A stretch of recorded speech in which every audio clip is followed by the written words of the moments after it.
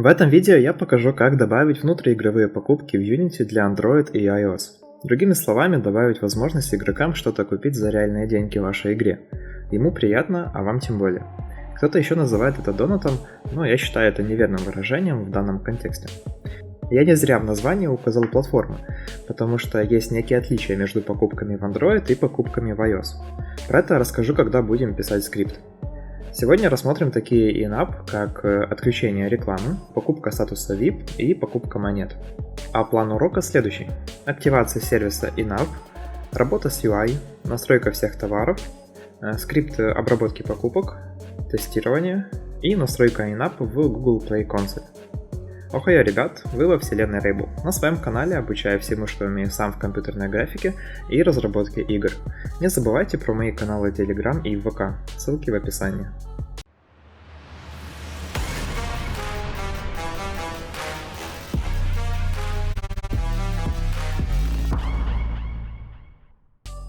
Показывать буду на примере все того же проекта, который делал для урока про внедрение рекламы Unity Ads и для урока про публикацию в Play Market. Если интересно, ссылки в описании. Начнем с активации сервиса in-app. Для этого идем в Windows, General и Services.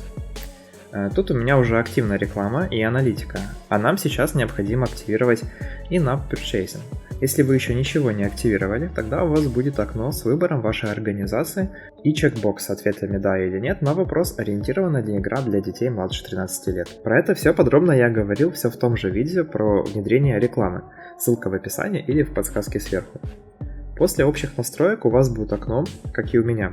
Тут нажимаем «On», чтобы активировать этот сервис. Потом жмем Install Latest Version, чтобы установить библиотеку с покупками последней версии. Ниже нам нужно вставить ключ приложения. Он доступен в Google Play Console после создания приложения внутри этой системы. Вы можете его добавить уже в конце урока, когда буду говорить про настройку in-app в Google Play Console. Я его тоже добавлю позже, чтобы мой урок был все-таки структурирован и мы не прыгали из одной программы в другую. На этом активация сервиса in-app завершена на 99%. Переходим к работе с UI. Чтобы не захламлять экран кучей кнопок, я создам отдельную кнопку in-app, по нажатию на которую откроется панелька с покупками. Можете считать прототип магазина. На этой панельке делаю 3 блока и 3 кнопки соответственно. Первый блок для отключения рекламы, второй для получения статуса VIP и третий для покупки монет. В моем случае это будут монеты возле фиолетового кружочка. По первоначальной задумке именно они являются редкими. Кто видел ролик про рекламу, скорее всего это еще помнит.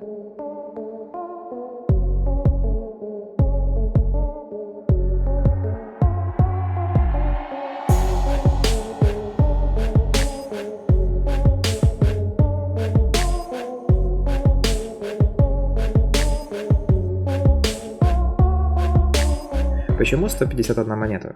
Потому что именно столько подписчиков у меня на момент подготовки этого урока. Текст ввожу не совсем подробно, по причине того, что при запуске этот текст мы сможем заменить на текст, который пропишем внутри системы in-app. И еще, все эти поля с текстом не обязательно, достаточно обойтись только кнопкой. Тут уже как вам удобнее и практичнее.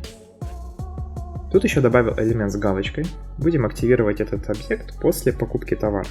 Также добавлю одну кнопку с текстом клея, потом скажу зачем и что она будет делать. Следующий шаг – добавление in-app функционала на кнопки. Для этого выбираем каждую кнопку и кидаем на нее компонент in-app button.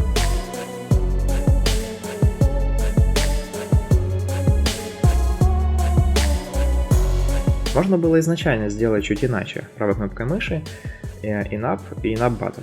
Получаем то же самое, но я специально показал сначала по-другому, чтобы вы чуть лучше поняли, как все работает. Дальше выбираем любую кнопку и жмем in-app каталог. Тут мы уже должны настроить все покупки, все товары, которые будут в нашей игре. В нашем случае 3. Начнем с отключения рекламы. Вводим ID товара.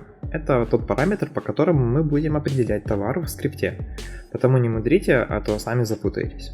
Я напишу просто No Ads. Дальше тип товара. Consumable, Non-Consumable и Subscription. Consumable – это многоразовая покупка. Виртуальные валюты, зелья здоровья, временные бонусы и тому подобное. Такие покупки не восстанавливаются. То есть при переустановке игры у вас уже их не будет. Дальше Non-Consumable – одноразовая. Отключение рекламы, доступ к дополнительному контенту, к примеру, покупки статуса VIP. Такие покупки можно восстановить. И subscription – подписка. Бесплатная пробная версия, ежемесячный доступ к онлайн-игре. Также статус VIP можно определить, как и подписка. Кстати, купи товар subscription на моем канале. Ну, просто подпишись. Если еще тут это смотришь, значит тебе это полезно и интересно. Реклама – это одноразовая покупка, потому non-consumable. Локацию можем не менять, цены ставить будем ниже в долларах. По сути, это только для определения доступным нам магазинов. Это Google Play и App Store. Ниже заполняем название и описание. Тут уже лучше написать все как надо. Именно этот текст и будет автоматически вставляться в наши поля с текстом в меню.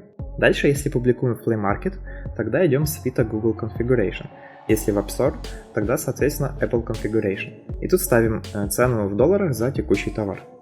Для разработчиков на iOS нужно еще заглянуть в Store ID Overrides. Дело в том, что наш ID товара идентичен для всех магазинов, но App Store запрещает использовать один ID для всех магазинов, потому тут вы можете переопределить ваш товар именно для App Store. С отключением рекламы готово. Остальные товары настроим таким же образом.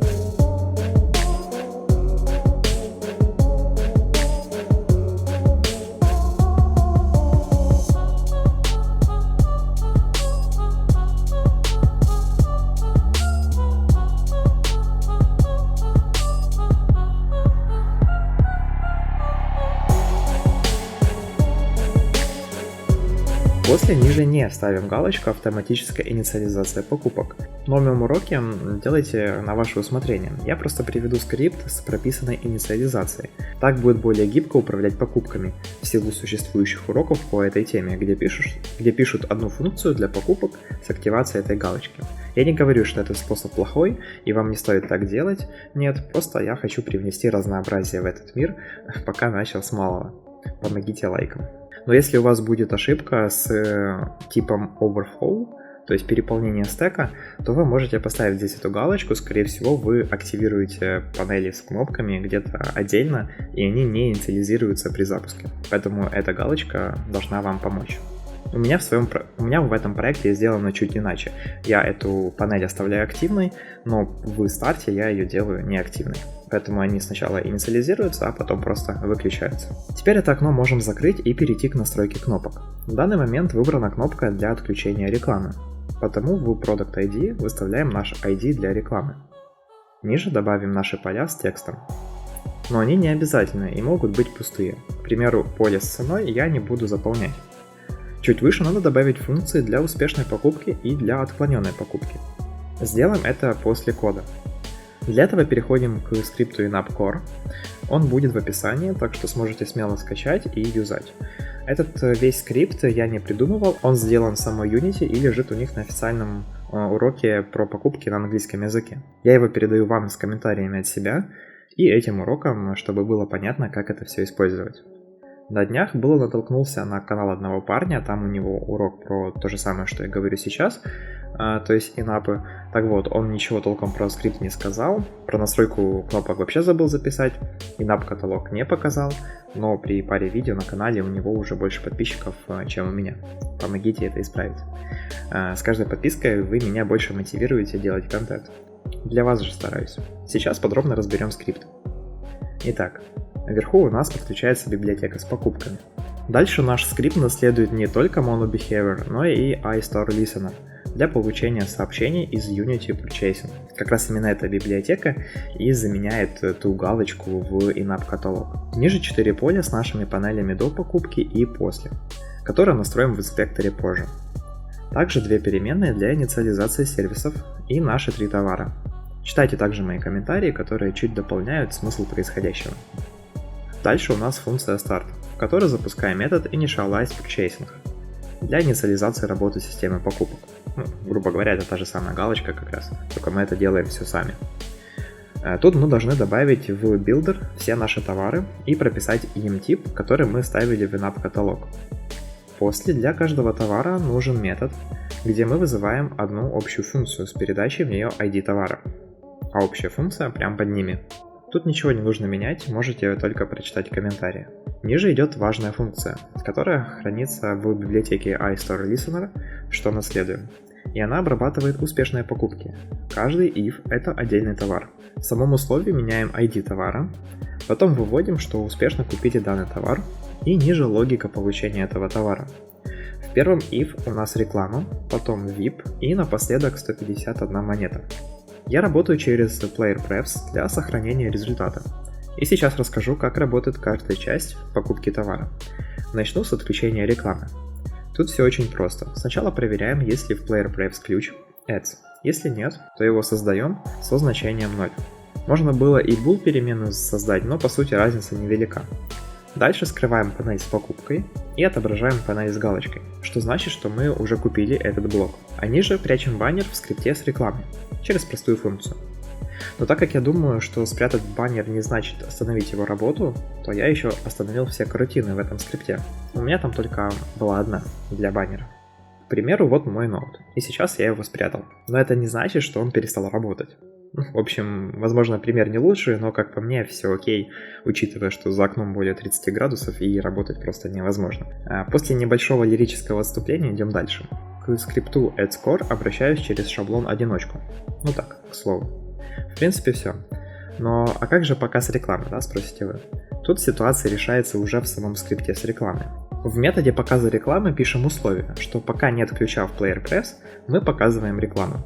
А чтобы при каждом запуске не инициализировать сервисы рекламы, то в методе start тоже это учтем. Переходим к покупке VIP. Тут все то же самое, но без баннера и тому подобное. Я уже в этой игре не делал никакие плюшки с VIP, но работа такая же, как и с рекламой. К примеру, в моей игре про Popit там есть VIP скины. Если не купить статус VIP, то будет вот такая надпись. Я это показал как одно из применений покупки этого статуса. Будут вопросы, смело пиши в комментариях. И последнее, это покупка 151 монеты. Опять же, смысл похожий, но с небольшой разницей. Нам уже не нужно условия. Почему не нужно давать условия проверки ключа Player Prefs? Потому что монеты должны инициализироваться заранее, еще при старте игры. Вот этот блок будет выполняться только один раз при первом запуске. Тут мы и создаем ключ Player Prefs, а при последующих запусках мы просто считываем наши монеты. В основном скрипте игры есть метод для работы с монетами. Он на вход получает то количество монет, которое надо добавить. Его работа простая. Мы добавляем к текущим монетам, у меня это countPoint2, число, что передаем на вход методу. Напомню, что countPoint2 инициализируется в методе awake при каждом запуске игры. И дальше мы обновляем значение Player Prefs. Ниже обновляем поле с текстом, где отображается количество монет. Например, в скрипте кнопки с вознаграждением мы передаем 1, а в скрипте с покупками то количество, что покупаем, в нашем случае 151. Мы просто считываем количество монет, прибавляем 151 и обновляем Player Prefs. С логикой обработки покупок вроде все. Я отдельно сделал метод Clear Player Prefs, который нам нужен будет для тестов. Он просто очистит все Player Prefs, и мы сможем заново все купить. Как раз этот метод и вызывает та кнопка, что создал в начале с надписью Clear. И последняя — это функция Restore Purchase. Она нужна только для игр под iOS, потому что App Store не восстанавливает покупки при переустановке приложения или игры. И, как знаю, Apple Store не пропустит вашу игру, если там нет кнопки восстановления. Помимо этого кода, на кнопке восстановления вам нужно не просто накинуть In-App Button, но и указать в нем, что это не покупка, а Restore. На этом с кодом разобрались. Ниже базовые функции из iStore Listener. Они нужны, но менять что-то там не нужно. И Awake, где проверяю при запуске, что куплено, а что нет, чтобы активировать нужные панели. Прежде чем переходить к тестам, нам нужно закинуть наш скрипт на какую-то пустышку и его настроить. Дальше добавляем наши методы обработки покупок на кнопки, выбирая как раз нашу пустышку In-App Core. Выбираем каждую кнопку и устанавливаем так, как это делаю я.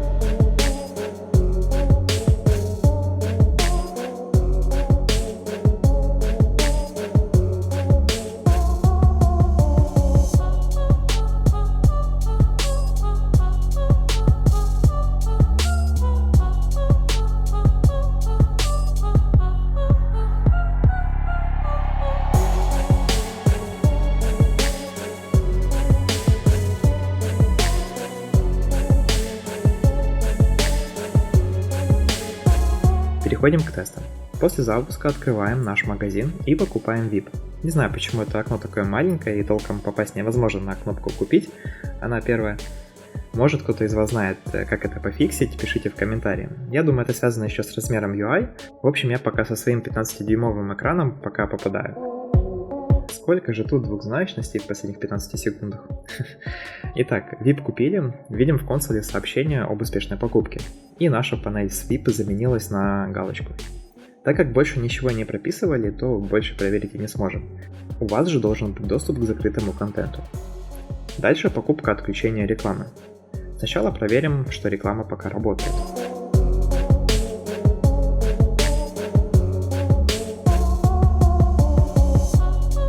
Идем и покупаем отключение. Покупка успешна. Панель заменилась и идем проверять. Баннер пропал и рекламы нет, сколько бы ни нажимали на шарик. И также кнопка не добавляет балла, потому что нет рекламы, ибо +1 только за просмотр рекламы. Супер. И последнее это монетки. У меня сейчас их 3, то есть если куплю монеты, то должно быть 154 монеты. И все работает. Еще раз купим, должно быть 305.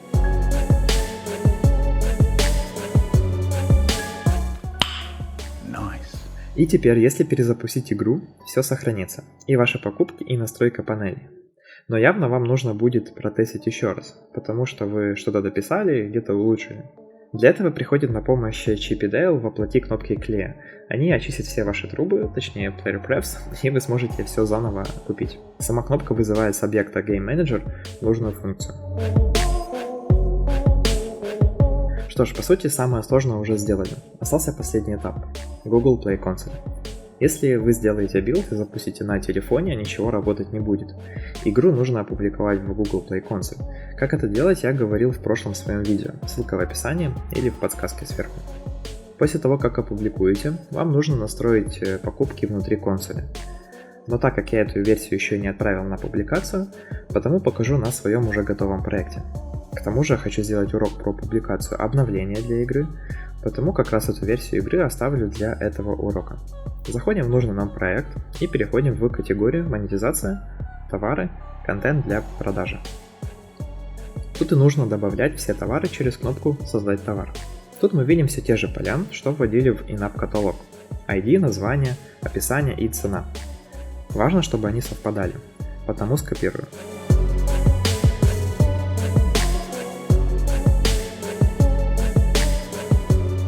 После нажимаем «Сохранить». Тут я уже не буду это делать, потому что это другой рабочий проект, и добавлять в него что-то там бессмысленно. После добавления всех товаров у вас будет примерно такая же картина, как и у меня. Есть и другой способ добавления. Это полезно, когда товаров очень много. Я его покажу, а вы уже выбирайте для себя, как делать. Заходим в in-app каталог и внизу жмем App Store Export. Если для App Store, тогда выбираем первый вариант, если для Play Market, тогда второй. Указываем путь, я обычно выбираю корень проекта и вводим имя. После заходим в Google Play Console и все на той же странице выбираем импорт и вставляем наш файл. По сути все товары автоматом подгрузятся. И напоследок, осталось добавить ключ вот сюда, про который говорил в начале. Он находится в настройке монетизация, внизу. Копируем и вставляем его в проект. Что ж, на этом все. Надеюсь, помог с такой темой, как in-app в Unity. Буду рад вашей подписке и лайку. Не забывайте про мои каналы и Telegram и ВК. Там кроме анонса еще есть другая полезная информация. Залетай. Всем спасибо и до следующего видео. Обязательно сохраняйтесь.